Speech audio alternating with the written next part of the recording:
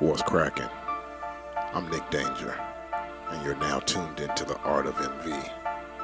Do me a favor, hit that like button on the way in, subscribe to the channel, share the channel, and leave it all in the comments section for me, right? Let's get into some MV shit, y'all.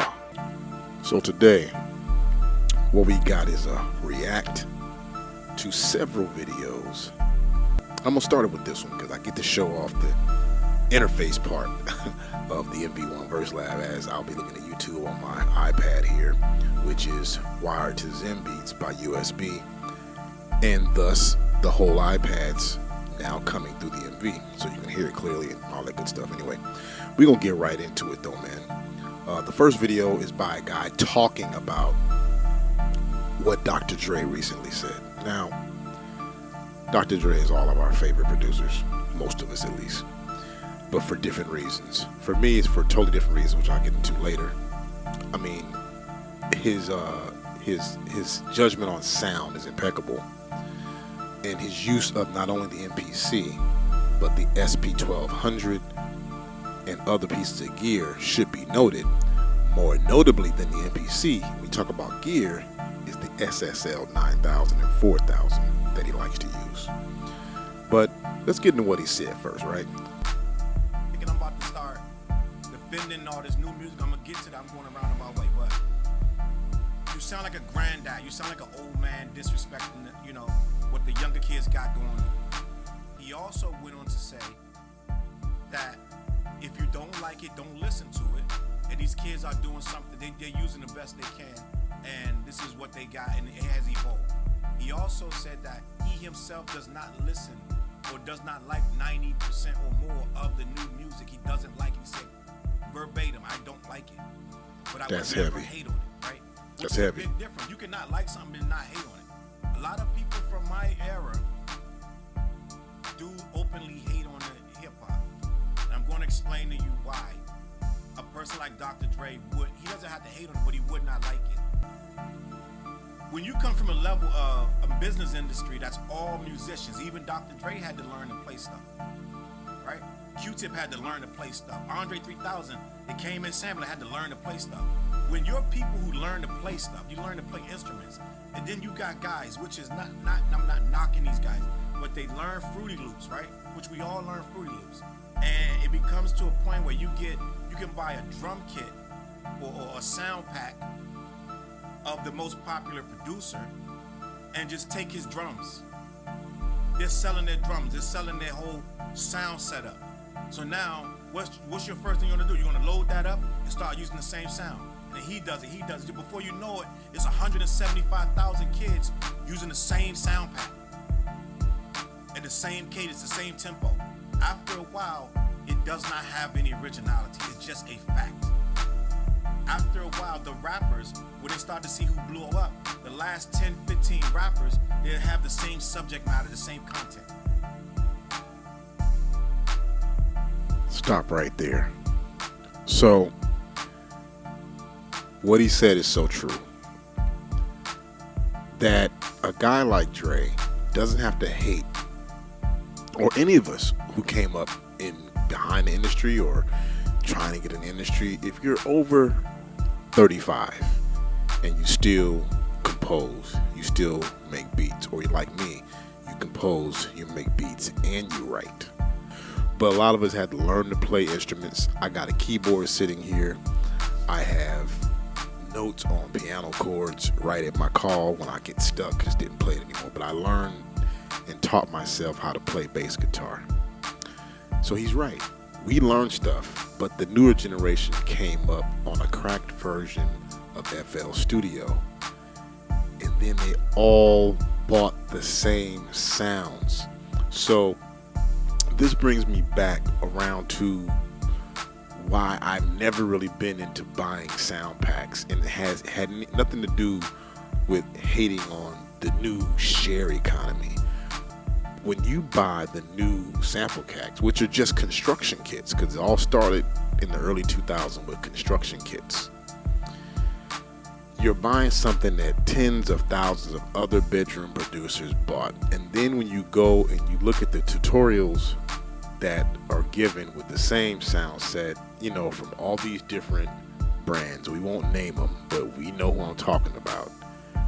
The guys who one set is making sounds just for FL Studio and templates for FL Studio. The other guy is making templates and selling sound packs that work well in Studio One. The other guy is selling sound packs and he's doing everything in Ableton. Then you have the MPC guys, which are really no different than the FL guys. We're not even just copying rappers and hip hop artists are not only just copying the sound, they're just cutting and pasting styles and concepts, and nobody's digging deep anymore. More on that later. Let's get to this next reaction. Okay, that's cool too. But look, the NPC's dead. If they can do this in 15 years, what are they doing at a guy? Whoa. Really. So I don't know. He said the NPC's dead. But the truth is that the world's changing, it has changed, and Akai has been changing, and they've been setting this whole thing up. Akai has been changing You since got the MPC Key 61 that came out. Since they've been $18.99 within music. Price now $14.99. Price comes down. Why? Obviously not selling them. If it was selling, they'd be like, hey, I'm keeping the price high, though. We're making money. They're bringing the price down, get a price point that this is the point consumers and the price meet, and we can sell them decently. Okay, we got an MPC Fair use. X. Fair L. use. Nope, I'm wrong. MPC SE came out. It's still an X. MPC X, it's still an MPC X. They could change the name all they want to do, but it's an MPC X. The reason why it's special, I have no idea. The last MPC 1 Plus coming out, or MPC 1. Did you see my last video? There are like thousands of MPC 1s used around the world. Like when the MPC 2000 XL was slowing down, there's still tons of those things out there. There are guys repairing them for years, making a living off just repairing MPC 2000 XLs and 2000s. You know something? There are a lot of MPCs everywhere. In 35 years, there are so many MPCs out there, and it hasn't gone to this idea of evolution yet, where it's like, hey, we can make this thing dope. But it has to get to the point where it's like this. It's got to be this small, or maybe a little bit bigger than this. It's almost there. It's got to be, because the technology is there. It's here today. It's And the there. reason why it's dead, because they are not trying to build a better MPC. All They're right. putting out the older MPCs. Let's stop right there. So basically what Doc is saying is that the MPC conceptually is dying. It's dead. He's basically saying that it's dead. And it's not that the MPC is dead. It's just that the community is not creating anything new, right? They're chasing after the Dilla sound. They're chasing after the boom bap sound. They're chasing after the latest trap sound. And they're chasing it by sharing the same sounds that made the most popular songs that are already released. The MPC gang is chasing, they all are chasing Ghost. You know what I mean? The ghost of Dr. Dre, the ghost of Timbaland, the ghost of Swiss Beats. They're chasing, and nobody's stepping out on a limb. See, Jay Dilla actually stepped out on a limb when he started doing what he was doing. He actually stepped out on a limb by turning the quantize off. Now, let's move it to the MV. We know that even RZA and the people that used MVs used them in different ways. RZA scored a movie with the MV. People, that shouldn't be lost on anybody. He didn't just make tracks. He allegedly scored the second Kill Bill with this.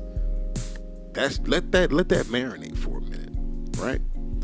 And then think about the simple fact that now you can buy an MPC, buy an A-Rap Music sound pack, buy an Alchemist sound pack, buy a Timbaland sound pack. When you got your legacy MPCs, you had to go out and make your sounds.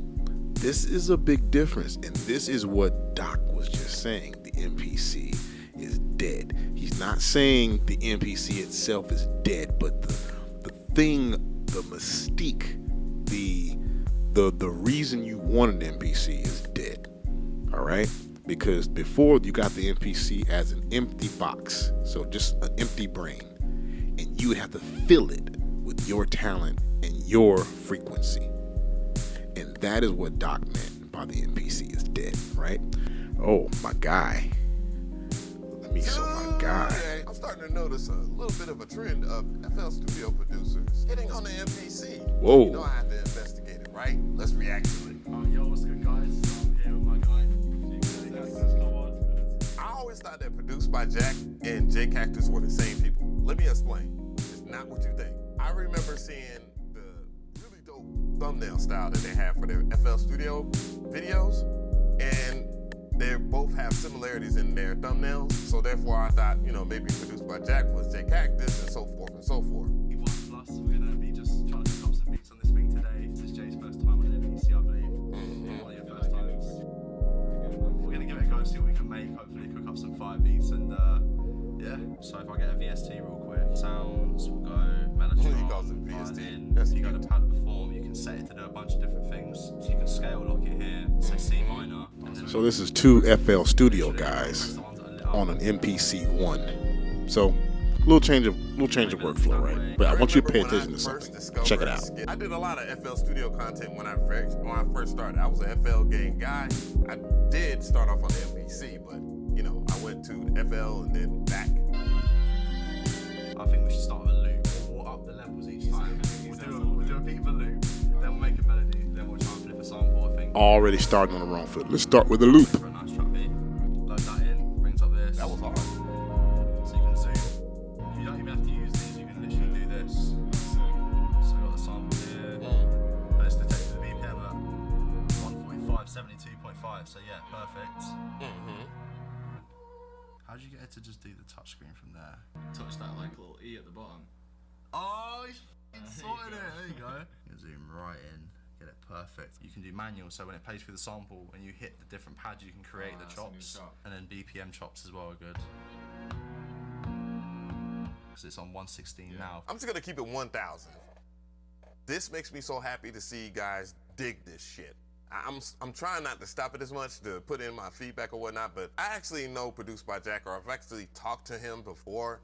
He even got on the MPCs. A really I leave phenomenal Ab's content part in creator. simply because he's Makes part dope tracks and stuff of the like that. reaction. And big shout He's outs to part him, of the for equation. getting I the got to masterclass tell you for guys the about MPC that. You got to one. peep this out. It will be linked Check in it the out. Fair description box. use. Definitely knows what he's doing.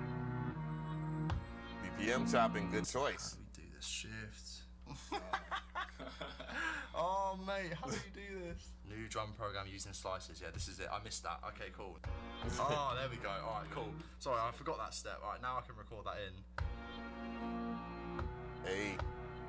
Why don't I metronome? That only took about 15 minutes. I think what scares people out of using the MPC is that it's going to be a change of pace. And I'm FL gang. I'm just letting you guys know.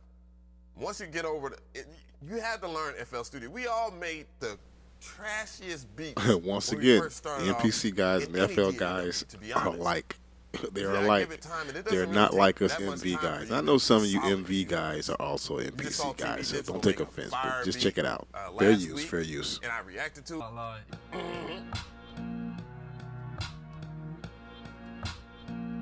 Hey. And then hi-hat. Hi-hat. Oh yeah, let's do it again. You might have nailed it. Getting somewhere. You know what I'm saying? You can get crazy with it, but yeah, if you want to... Wasn't that gonna be a roll? All right, I think that's enough. All right, so you get the point. They came all the way over to the MPC from FL Studio to make the same beat that they would have made in FL Studio. The whole thing is that they made the same beat, right? So let me give you an example of why this is important. And that's just from machine to machine, right? When I make tracks on the SP, totally different. They're chopped, little minor drum programming, you know what I mean? But all three units, I kind of do different things with them. I wouldn't jump over. I don't want to really make a modern trap beat on here. If I want a modern beat, I might slide over here, but I rarely follow the trends anyway. But I'm saying all this to, you see how this will relate. This is the reason he says the MPC is dead. This is also the reason that Dre says he doesn't like 90% of the music that's out here. Is because of what we just witnessed right there. Somebody jumping over to a totally different machine, and instead of just letting the frequency emanate from inside you, letting the shit flow, what did they do? They went right back to the same hi-hat pattern, the same snare, the same concepts, right? The MPC initially will make you create out of nowhere, with meaning that there's a reason that Teddy Riley was able to come up with the New Jack Swing based off the swing percentages and how he used to swing it. He swung it so well that his whole sound defined a whole part of R&B and hip hop. You know, he had Kool Mo D. I mean, we had been dancing to Teddy for a minute. Kool Mo D. He produced his own group Guy. Then he produced Michael Jackson. He's the one that said, Michael Jackson, you should know how to use an MPC, right? So the MPC wasn't just locked into hip hop, and it wasn't locked into just one specific type of music. It was whatever you were, right? Okay, so what does that have to do with the MV, right? Well, it has everything to do with the MV. The reason I mention it is because of the concept of the MV. Now that we know Roland will never be revisiting the concept they did here, right? Mostly because the MV is now part of legacy gear, right? So basically, after its initial release, packing this one, you know, you had the MV30, then you had the 8000 packed with all these effects. I mean, they threw the book at the Roland MV8000. Everything that was the best of for Roland was in here, right? All the way up until, let me see, maybe the Phantom stuff. So, and we're going to talk about the Phantom as well. This is close to everything because it has a little bit of everything in it. It has a little bit of 808. It even has a little bit of the 909 in it. You know what I mean? Matter of fact, I think the 909 and I think the MC series and the MV series, period, are kind of made to go together. They always release within months of each other. The MC707 was released just months before the Verse Lab dropped. And the MC909, likewise, was released a few months prior to the MP8000 coming out, right? They're basically the same size.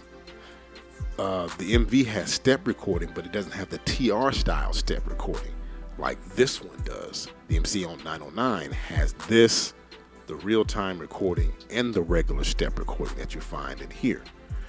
It also has the mastering suite, and it also has the privilege of being one of the very few pieces of Roland gear that have access to dual M-Effects processors simultaneously.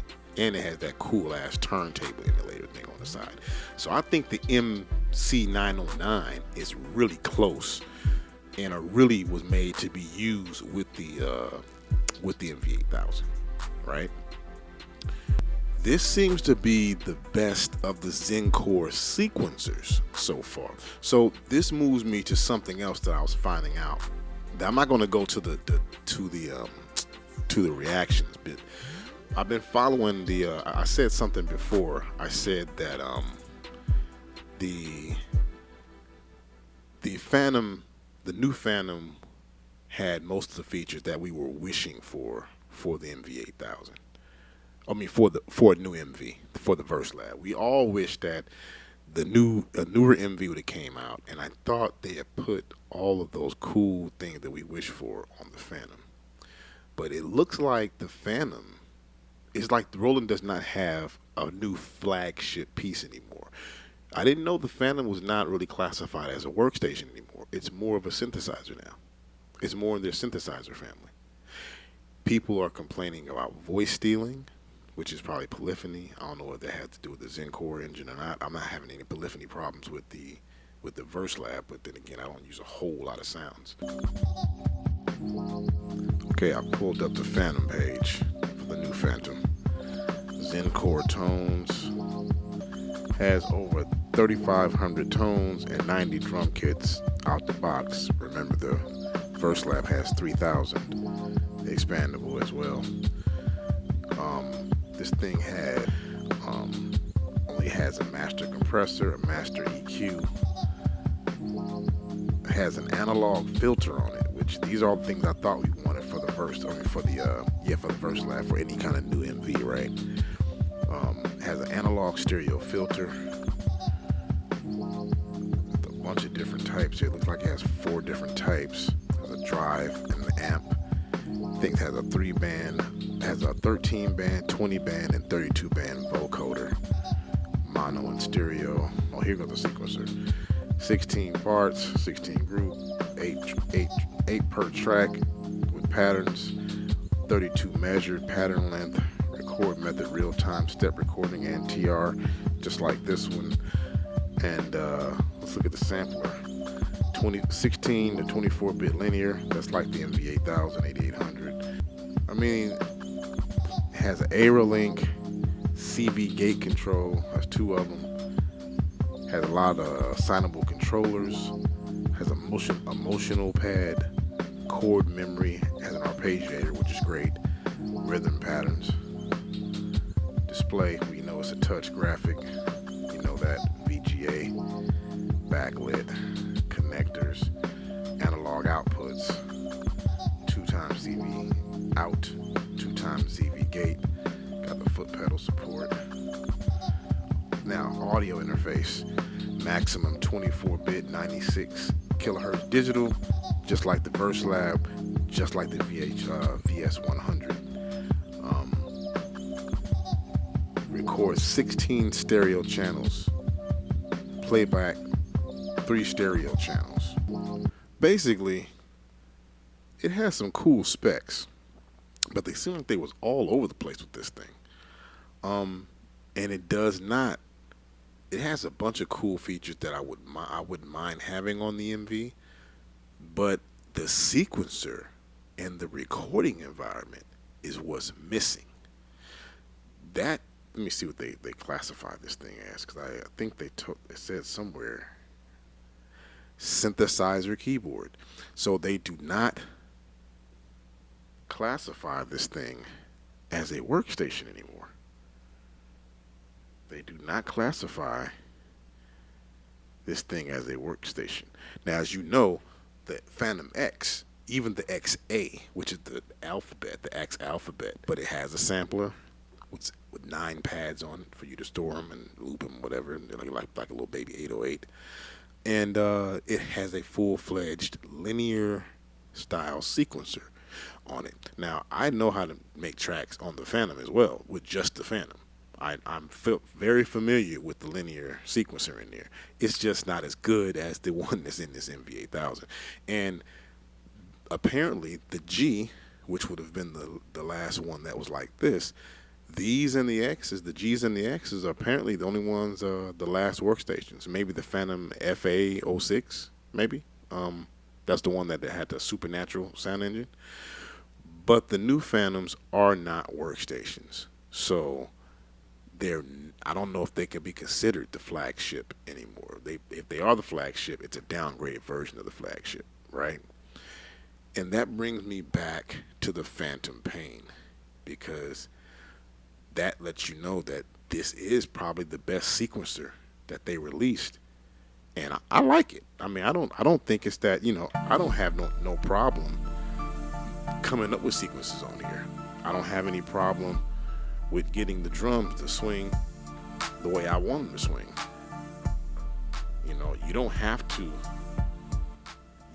to go any certain kind of way with these things. They're malleable. You know what I mean? You swing them the way you want to swing them. But that being mentioned, what I want to say is that it seems like, now hear me out on this part, it sounds like the new Phantom would be perfect to pair with the old MV. Yes.